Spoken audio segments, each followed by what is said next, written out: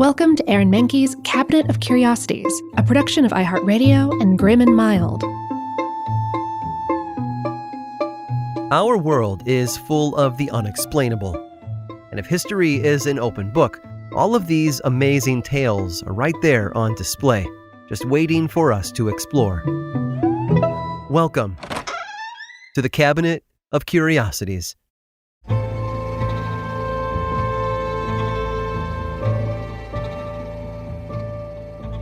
If certain people channeled even a fraction of their energy and dedication into noble pursuits, the world would be a better place. People like Abel. Born in Zanesville, Ohio in August of 1924, Abel learned how to be successful from his father, who owned a small shop in town. To help boost his numbers, Mr. Abel would artificially limit sales of unsold items to give customers a sense that supply was low, and it worked every time. Allen carried that know-how with him to college and graduated from Ohio State University with a bachelor's in education. He wanted to shape the minds of America's youth, a dream that eventually expanded into helping corporate bigwigs improve their golf swing, quite literally. In the 1950s, he took a job teaching executives from Westinghouse about how different ballet positions could help them do better at their game, similar to how American football players took up ballet to be lighter on their feet during the game. In 1964 and 1968, Abel started a campaign to get a then unknown grandmother from the Bronx elected president of the United States. Her name was Yetta Bronstein, a member of a political party called the Best Party, and with Abel's help, she ran on a comprehensive platform that seemed to appeal to almost everyone. Yetta promised to place a suggestion box outside the White House and put truth serum in the Senate water fountains. She also advocated for a national bingo night. Her campaign slogan, "Vote for Yetta, and things will get better." In May of 1959, however, Abel undertook what could become the greatest project of his life, and the reason he is still known to this day. It even earned him guest spots on television shows like CBS Evening News and The Mike Douglas Show.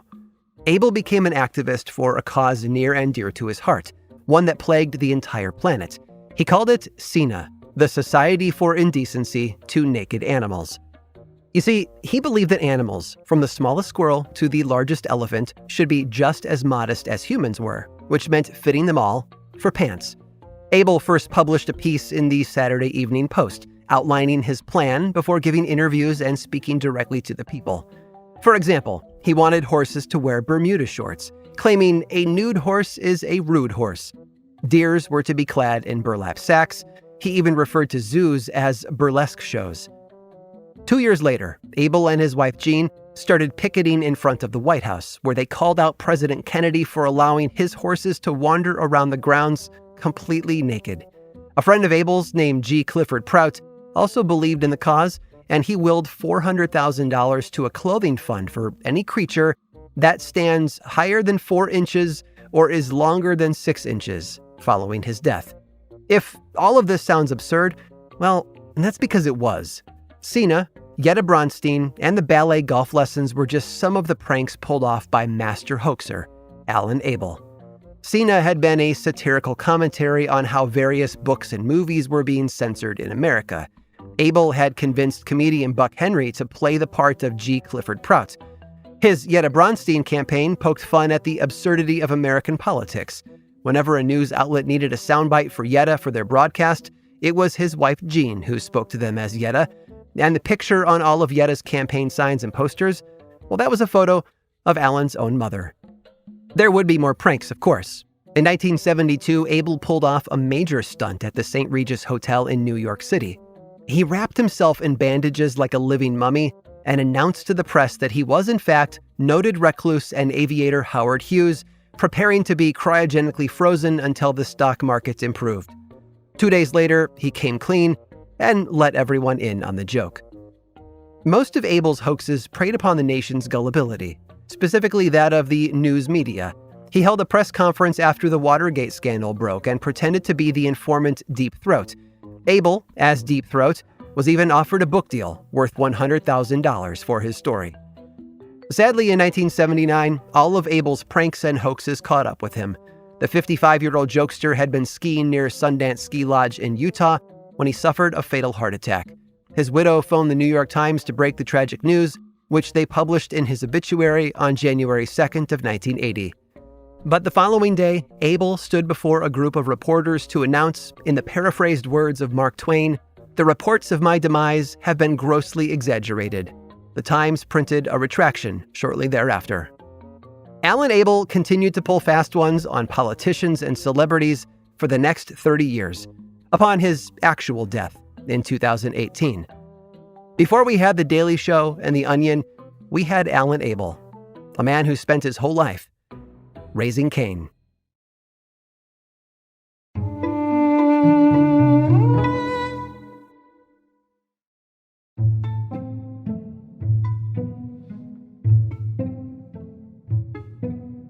Let's be honest, everyone has a bad day at work. They might hit traffic during the morning commute or misfile an important report. Maybe they even embarrass the boss in a big meeting.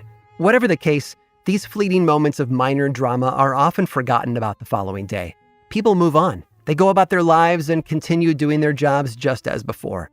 Nobody has to worry about their silly mistakes being preserved for eternity. Right? Sadly, Kushim wasn't so lucky. Kushim was, according to a 5,400-year-old clay tablet, an administrator in the ancient Sumerian city of Uruk. Despite the idea of a desk job being a fairly modern concept, there were actually middle managers thousands of years ago too. Kushim happened to be in charge of a grain silo and was responsible for tracking the barley that it received. He kept tabs on the shipments using clay tablets, on which he engraved the calculations of his own accounting system. The grain was tabulated in bowls, with one bowl equivalent to just over 1.3 gallons. Now, if he drew a bowl on its side and then added a dot, that equaled 9,000 bowls of barley, or about 11,400 gallons.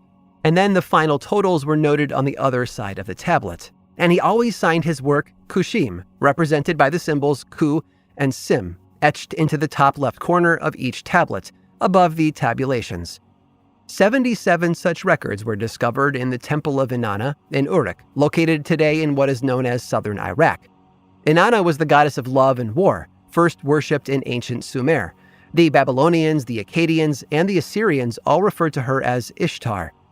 The tablets found in the temple bore the signature and title of Kushim Administrator and depicted a lot more than just the barley totals. They were also dated, with pictographs of a brick building, a stalk of the barley plant, and a small bottle at the end, which represented the final product.